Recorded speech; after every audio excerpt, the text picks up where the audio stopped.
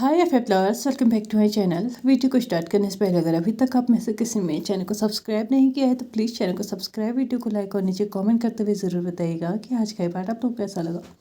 तो चलिए painful love के नेक्स्ट पार्ट को स्टार्ट करते हैं। लास्ट पार्ट में हमने देखा था कि यहाँ पे लैंसी चैन और लैन चिरेन जब बात कर रहे थे और लैन चिरेन ने जेओजू को ये बताया था कि लैन जुआन उसका जो है ना नेफ्यू है, मतलब कि लैन वांगजी का बेटा। लेकिन ये बात सिर्फ जेओजुन ने ही नहीं सुनी थी, ये बात जैन चैंग ने भी सुनी थी। जैसे ही ये बात जैन चैंग के कानों तक पहुंची ना, वो बहुत ज़्यादा शॉक्ड हो चुका था। उसने यहाँ पे एक बहुत भयंकर सा रिएक्शन देते हुए सभी को चौंका दिया था, क्योंकि ये 16 सालों में पहली बार था जब वो किसी फैमिली गैदरिंग में, जहाँ पे जेओजुन, लैन चिरेन और लैन वांगजी ऐसे लोग बैठा करते थे ना अकेले, वहाँ पे कभी भी जेओजुन नहीं जाता, जैन चैंग नहीं जाता था, क्योंकि उसने अपने आप को कभी भी एज ए लैन कंसिडर ही नहीं किया। स्पेशली जो इंसिडेंट हुआ था उसके साथ, उसके बाद तो उसने बिल्कुल ही इस परिवार को अपना परिवार मानना छोड़ दिया था। इसलिए वो कभी भी फैमिली गैदरिंग में नहीं जाता था और आज भी किसी को ये उम्मीद नहीं थी कि वो इस कमरे के अंदर आएगा। यहाँ पे जैसे ही सभी लोगों ने जैन चैंग को देखा तो यहाँ पे लैन युआन के लिए तो सब कुछ नॉर्मल था, क्योंकि ऑफकोर्स सी बात है, आज नहीं तो कल ये बात सबको पता चलनी ही है। और जैन चैंग जो कि डबल डबल रिश्ते से उसका अंकल लगता है, तो उससे ये बात छुपाने कोई बहुत मतलब ठीक भी नहीं है। और अगर हर किसी को बताया जा रहा है तो ऑफकोर्स सी बात है, उन्हें उसे भी जानने का पूरा अधिकार है। लेकिन यहाँ पे जो शॉक्ड हुए थे ना, वो थे जेओजुन और लैन चिरेन। उन लोगों ने कभी नहीं सोचा था कि जैन चैंग बिना किसी प्रेशर के इस कमरे के अंदर आएगा। उसने कभी भी इस कमरे के अंदर आने की कोशिश नहीं की, ना ही कोई ज़रूरत समझी। लेकिन आज वो अचानक यहाँ पे था, तो ये देख के जेओजुन और वो वो दोनों ही काफ़ी शॉक्ड थे। वो दोनों ही अपनी सीट से उठ चुके थे। यहाँ पे जैन चैंग अपने कदमों को आगे बढ़ाते हुए सीधे लैन चिरेन की तरफ अपनी निगाहों को घुमाते हुए बोलता है कि क्या ये सच है कि ये लड़का लैन वांगजी का बेटा है। तो यहाँ पे लैन चिरेन जल्दी से पहले दरवाजे को बंद करता है, उसके बाद यहाँ पे साइलेंसिंग स्पेल लगा देता है, क्योंकि उसको तो पता था भैया वो जो जेओजुन से बात कर रहा है वो बहुत ज़्यादा साइलेंटली कर रहा है। लेकिन अब जो यहाँ पे आया है ना बंदा, वो साइलेंटली बात नहीं करेगा, इसलिए इस यहाँ पे साइलेंसिंग स्पेल लगाना सबसे ज़्यादा ज़रूरी है। क्योंकि ये बात स्पेशली लैन वांगजी ने बोली है कि जब तक वो नहीं चाहता तब तक ये बात ज़्यादा लोगों तक ना पहुँचे। लेकिन जेओजुन उस सेक्ट के मेंबर है और स्पेशली इस टाइम पे तो लैन वांगजी ने ऑलरेडी बोल दिया है कि या फिर आप लैन जिंगे को जिम्मेदारी दो या फिर पूर्व कुल प्रमुख को इस सेक्ट की जिम्मेदारी दो, उसे कोई फर्क नहीं पड़ता, क्योंकि अब वो इस सेक्ट की जिम्मेदारी नहीं निभा सकता। तो कहीं ना कहीं जेओजुन का ये जानना ज़रूरी था, उसका हक भी था और उसको बताना ज़रूरी भी था। चाहे वो प्रोफेशनली देखा जाए या पर्सनली देखा जाए, उसको जानने का पूरा अधिकार था। हालांकि जैन चैंग को भी था, लेकिन जैन चैंग जानना चाहता है या नहीं ये कोई नहीं बता सकता था। यहाँ पे लैन चिरेन अब जैन चैंग को आंसर करता है कि हाँ, ये लैन वांगजी का बेटा है। यहाँ पे जैन चैंग जेओजुन की तरफ देखता है, उसके बाद फिर लैन चिरेन की तरफ और उसके बाद युआन की तरफ देखते हुए वो कुछ याद करता है, जैसे कि उसे कुछ कनेक्शन फील हुआ हो। ऑफ कोर्स जैसे कि उसको ऑलरेडी फील हो चुका था। उसने लैन चिरेन की तरफ देखते हुए बोला, लेकिन आप भी अच्छे से जानते हैं कि ये दोनों 16 साल से नहीं मिले हैं, तो ऐसा कैसे हो सकता है। तो यहाँ पे फाइनली लैन चिरेन अब उन दोनों को ही बताता है कि ये 16 साल पहले की ही बात है। जिस वक्त विंग ने इस सेक्ट को छोड़ा था वो प्रेग्नेंट था और उस वक्त वो इस बेबी को कैरी कर रहा था। जैन चैंग लैन चिरेन की तरफ देखते हुए बोलता है, तो क्या 16 सालों से विंग ने इसे हमसे छुपा के रखा है? क्या आपको नहीं लगता ये गलत है? यहाँ पे लैन चिरेन अपने बियर्ड पे हाथ सहलाते हुए बोलता है, हाँ ये गलत तो है, लेकिन अभी हम इस बारे में कोई बात नहीं कर सकते। जब वो आएगा हम उससे तभी बात करेंगे। जैसे ही ये बात जैन चैंग ने सुनी ना कि वो जब आएगा तभी उस बारे में बात की जाएगी, तो उसने अपनी मुट्ठियाँ भींच ली थी, क्योंकि उसने कभी भी विंग को अब अपने आसपास इमेजिन नहीं किया था। उसने अपने अपने नहीं, अपने हस्बैंड के अंकल की तरफ देखते ही बोला, क्या कहा आपने? वो आएगा? क्या आप मुझे उसे इतनी इजीली एक्सेप्ट कर लेंगे? जेओजुन अपने हस्बैंड की तरफ देखते हुए बोलता है, चैंग क्या कह रहे हो तुम्हें होश तो है ना, तुम क्या बोल रहे हो? हर एक रिश्ते को बिगाड़ना ज़रूरी नहीं है, अगर कोई अपने रिश्ते को सुधारने की कोशिश कर रहा है तो उन्हें करने दो। लेकिन इसके बीच में ही लैन चिरेन कूदता है और वहाँ पे बोल पड़ता है कि नहीं, मैं उससे इतनी इजीली एक्सेप्ट नहीं कर सकता।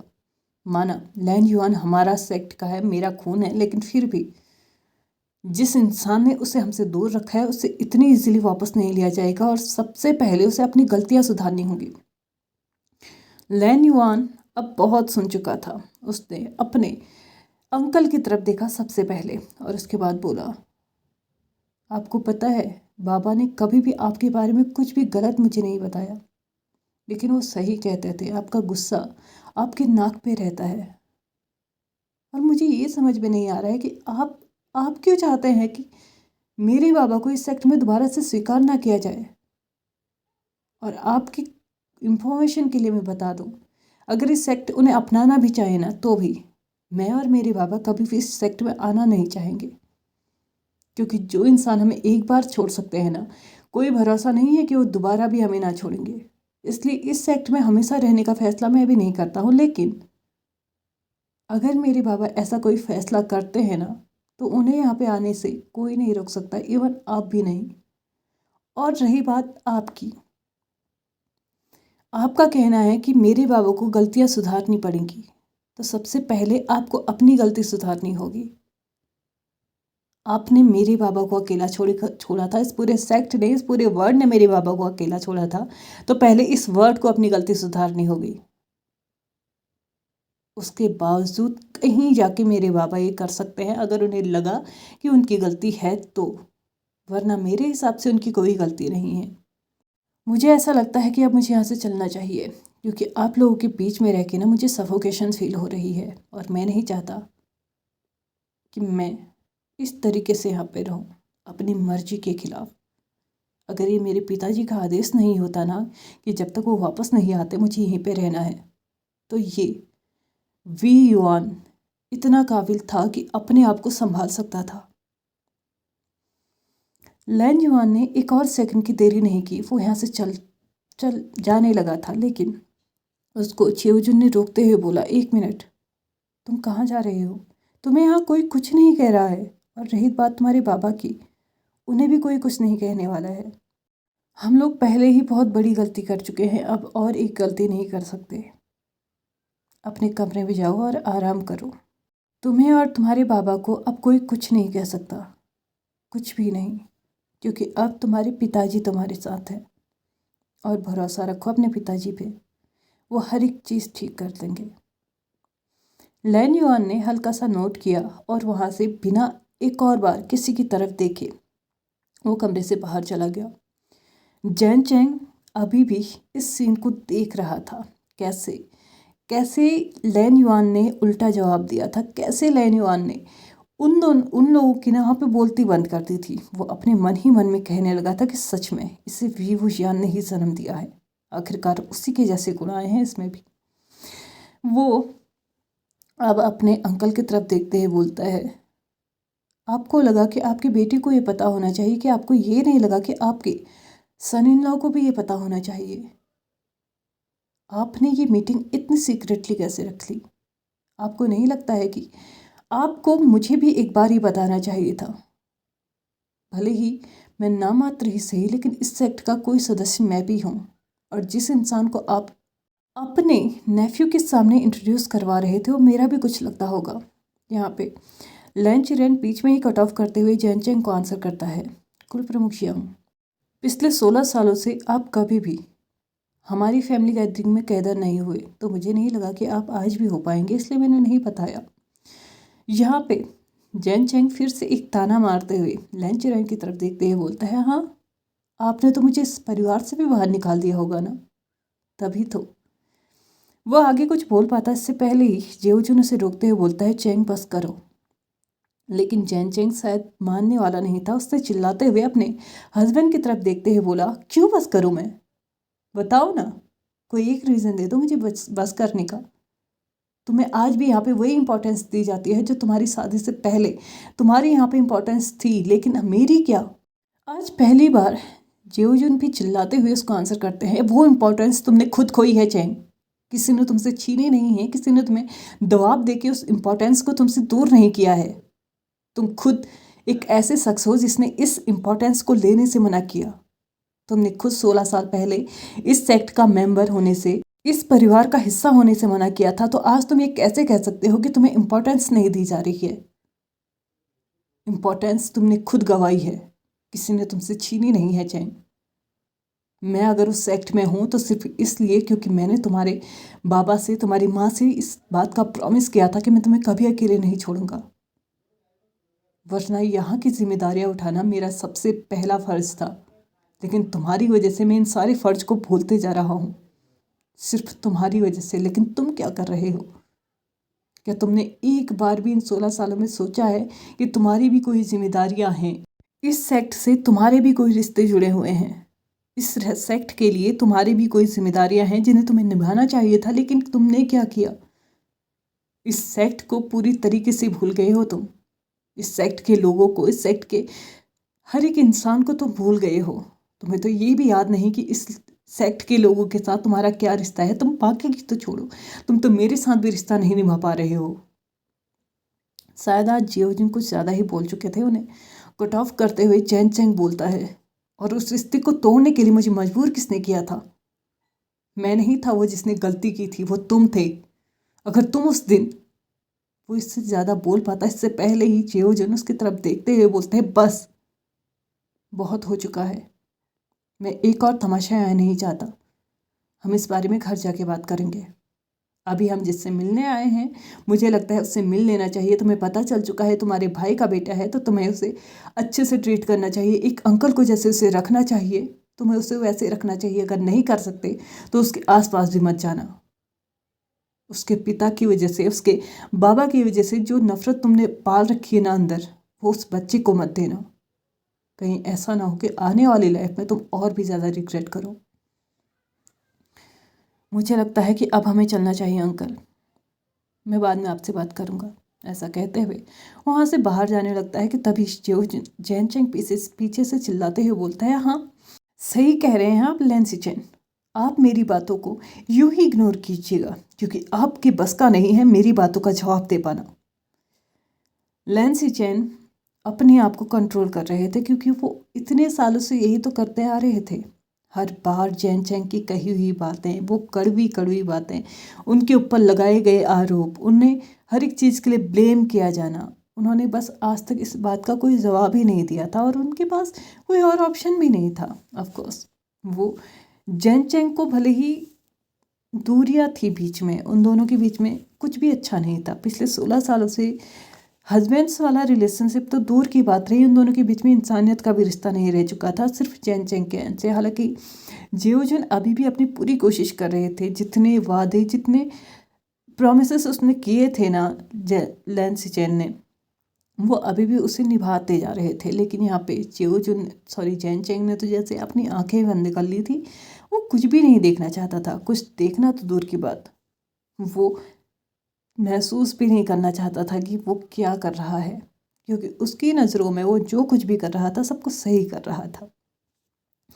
जियोजुन अपने आप को कंट्रोल करता है, और फिर भी बिना उसकी बातों का जवाब दिए वो उस कमरे से बाहर चले जाता है। पीछे रह गया लैन चिरेन। वो आगे बढ़ता है। उसके बाद जैन चैंग के सामने आके बोलता है, अपने रिश्ते की इस कड़वाहट को बंद करो जैन चैंग। कहीं ऐसा ना हो कि जब तक तुम्हें समझ में आए तब तक तुम सब कुछ गवा चुकी हो।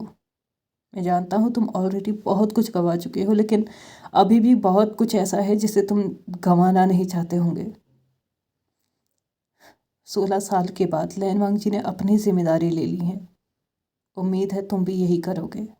जैन चैंग यहाँ से चिढ़ते हुए बाहर जा चुका था। बाहर जाके वो जिनलिंग को ढूंढने लगा था, क्योंकि उन्हें अब वापस जाना था। लेकिन जब जिनलिंग उसे मिला तो वो लैन युआन और जिंगी के साथ था, और जिंगी के साथ लैन युआन को देख के जिनलिंग के साथ लैन युआन को देख के वो काफ़ी हद तक गुस्सा भी होने लगा था, क्योंकि लैन युआन ने यहाँ आते ही सबसे पहले उससे बदतमीजी ही की है। मतलब वो चाहता था कि वो उसको बहुत अच्छे से ट्रीट करे, लेकिन उसने ये नहीं देखा कि उसके सामने उसने उसके बाबा का इंसल्ट किया है तो वो क्यों उसकी इज्जत करेगा भाई?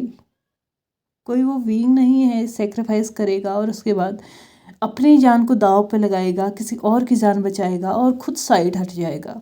वो लैन जुआन है, वो वी जुआन है जिसको उसके बाबा ने बखूबी सिखाया है कि अगर तुम नहीं अच्छा फील कर रहे हो ना किसी चीज़ को करने में तो मत करो, अपने मन को मार के कुछ भी मत करो। इसलिए फिलहाल के लिए तो लैन सॉरी जैन चैंग के जो ओपिनियन थे ना लैन युआन को लेके, वो बिल्कुल वैसी ही थी कि जैसा बाप वैसा बेटा। इसलिए उसने चिल्लाते हुए जिलिंग को अपने पास बुलाया और जिलिंग से कहा कि हमें वापस जाना है। जिलिंग ने जिद की कि उसे कुछ दिन ही रहना है। देखो ना, जिंगे के पास उसका नया फ्रेंड आया है और मुझे भी उसके साथ खेलना है। और वैसे भी आपको पता है युआन एक बहुत अच्छा फाइटर है। एक दिन हम लोग नाइट हंट में मिले थे और उसने एक बहुत बड़े राक्षस को अकेले काबू किया था। आपको पता है वो बहुत बहुत टैलेंटेड है। जैसे जैसे जिननिंग युवान की तारीफ करते जा रहा था ना, वैसे वैसे जैन चैंग को वींग की याद आते जा रही थी कि वींग भी बिल्कुल ऐसा ही था। अपने 16-17 साल की उम्र में वो भी बिल्कुल ऐसा ही था, एकदम उछल कूद करना, लोगों को मुंह तोड़ जवाब दे देना। मतलब जो चीज़ें नहीं हो सकती ना, इम्पॉसिबल को भी कैसे पॉसिबल करता है, ये सारी चीज़ें विंग बहुत अच्छे से जानता था। उसने ऑलमोस्ट हर एक चीज़ उस उम्र तक सीख ली थी, जादू से लेके मैजिक से लेके तालिस्मान बनाने से लेके उन्हें एक्टिव करने से लेके स्पेल बनाने से लेके तीरंदाजी, घुड़सवारी, तलवारबाजी और म्यूजिकल इंस्ट्रूमेंट्स बजाना।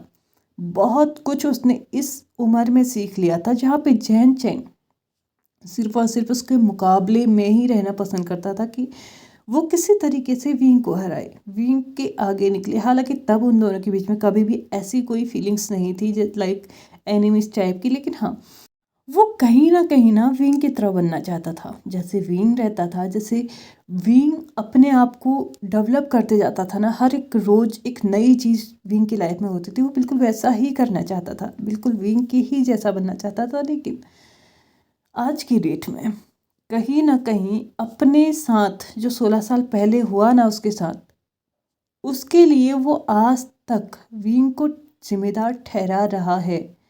आज भी कहीं ना कहीं उसके हिसाब से वो सब कुछ विंग की वजह से ही हुआ था। लेकिन क्या ये सही है, ये तो हम देखेंगे आने वाले एपिसोड्स में, क्योंकि अभी मेरा टाइम हो चुका है इस पार्ट को यहीं पे ख़त्म करने का। तो चलिए फ्रेंड्स, आज के इस पार्ट को हम यहीं पे ख़त्म करते हैं। वीडियो पसंद आया तो please like share subscribe and comment करते हुए जाइएगा। Thank you so much for watching my video and bye bye.